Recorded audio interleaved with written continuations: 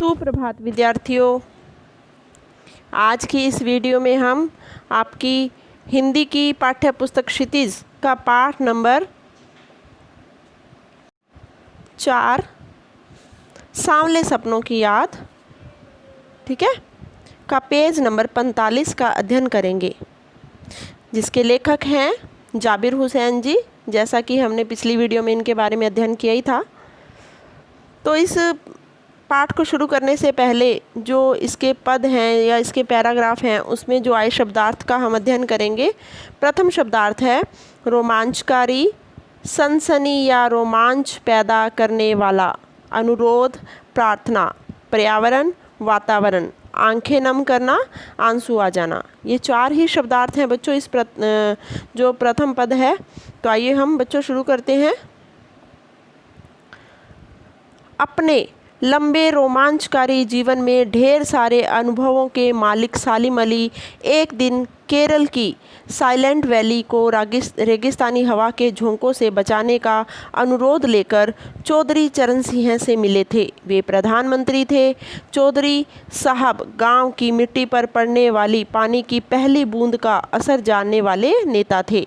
पर्यावरण के संभावित खतरों का जो चित्र सालिम अली ने उनके सामने रखा, उसने उनकी आंखें नम कर दी थीं।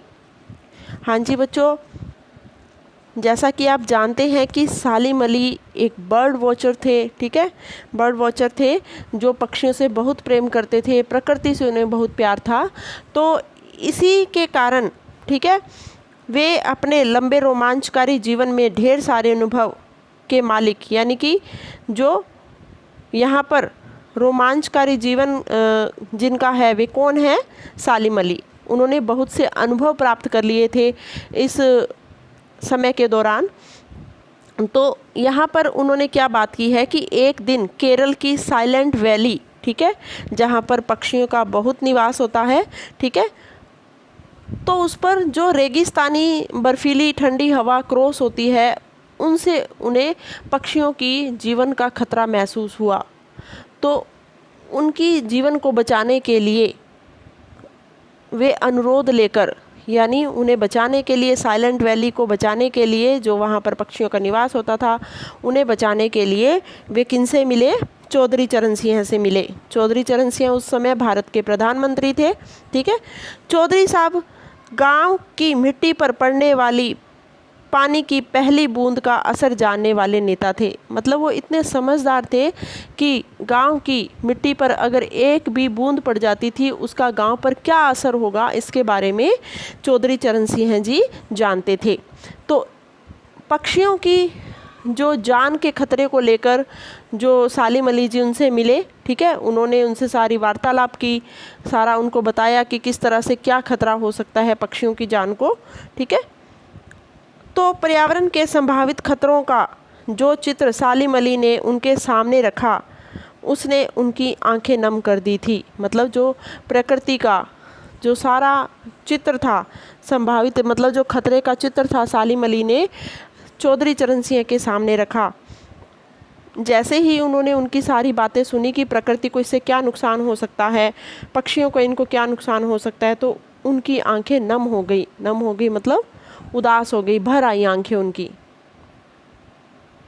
अगला पैराग्राफ देखिए, इसमें जो शब्दार्थ हैं उसे देखिए। सौंधी, धूल या मिट्टी पर पानी पड़ने से उठने वाली हल्की हल्की महक, संकल्प, दृढ़ निश्चय, वकालत, पक्ष में बातें कहना। अब यहाँ पर जाबिर हुसैन जी क्या लिखते हैं? आज सालिम अली नहीं है, चौधरी साहब भी नहीं है, कौन बचा है जो अब सौंधी माटी पर उगी फसलों के बीच एक नए भारत की नींव रखने का संकल्प लेगा?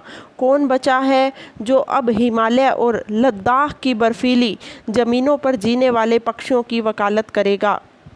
सालिम अली ने अपनी आत्मकथा का नाम रखा था फॉल ऑफ ए स्पैरो। मुझे याद आ गया, D.H. लॉरेंस की मौत के बाद लोगों ने उनकी पत्नी फ्रीडा लॉरेंस से अनुरोध किया कि वह अपने पति के बारे में कुछ लिखें। फ्रीडा चाहती तो ढेर सारी बातें लॉरेंस के बारे में लिख सकती थी, लेकिन उसने कहा, मेरे लिए लॉरेंस के बारे में सब कुछ लिखना असंभव सा है। मुझे महसूस होता है मेरी छत पर बैठने वाली गोरैया लॉरेंस के बारे में ढेर सारी बातें जानती है। तो हाँ जी बच्चों, इस पैराग्राफ के दौरान जाबिर हुसैन जी क्या कहते हैं कि आज सालिम अली भी नहीं है, चौधरी साहब भी नहीं है, तो कौन बचा है जो अब सौंधी माटी पर उगी फसलों के बीच एक नए भारत की नींव रखने का संकल्प लेगा। सौंधी माटी यानी कि जो पानी की बूंद पड़ने पर जो हल्की महक आती है मिट्टी की, ठीक है, उस पर जो फसलें उगेंगी, ठीक है, जो फसलें उगेंगी उनमें से जो एक नए भारत का निर्माण होगा, ठीक है, जो एक नए भारत का निर्माण होगा उसका संकल्प यानी कि दृढ़ निश्चय कौन लेगा, ठीक है। कौन बचा है जो अब हिमालय और लद्दाख की बर्फीली ज़मीनों पर जीने वाले पक्षियों की वकालत करेगा। यानी कि यहाँ पर लेखक कह रहे हैं कि जो सालिम अली जो पक्षियों से बहुत प्यार करते थे वो भी नहीं बचे हैं, और जिनकी बातें सुनकर वो सारा जो उनका पक्ष लेकर जो उन्होंने साइलेंट वैली यानी जो केरल का साइलेंट वैली का जो उन्होंने सुना था, जो खतरा सुना था, किसने सुना था? चौधरी चरण सिंह ने सुना था ना, ठीक है, तो वो भी नहीं बचे हैं। तो इस जो हमारा जो लद्दाख का जो हिमालय है, हिमालय के ऊपर जो बर्फ़ जमती है, ठीक है, जो बर्फ़ जमती है और वहाँ जो पक्षी है उनकी रक्षा कौन करेगा, उनकी वकालत कौन करेगा? तो सालिम अली लेके गए थे ये सारा चौधरी चरण सिंह के पास उन्हें बताने के लिए, ठीक है।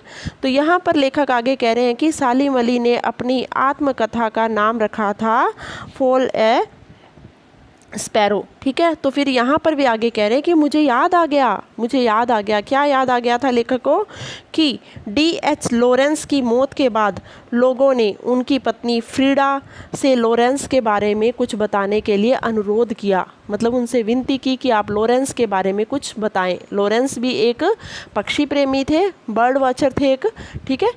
तो वे फिर आगे क्या कहती हैं कि मैं इनके बारे में कुछ नहीं बता सकती, मेरे पास इतने शब्द नहीं हैं कि मैं उनके बारे में कुछ कह सकूं।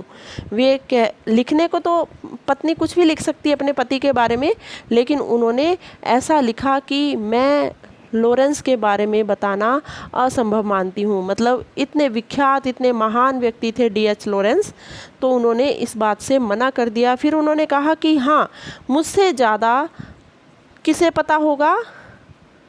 हमारे छत पर जो बैठने वाली गोरैया वो महसूस करती है लॉरेंस के बारे में, वो ढेर सारी बातें जानती है, यानी मुझसे भी ज़्यादा वो बातें जानती है। क्यों? क्योंकि लॉरेंस अपने सारे सुख दुख की बातें उस गोरैया से करते थे, ठीक है।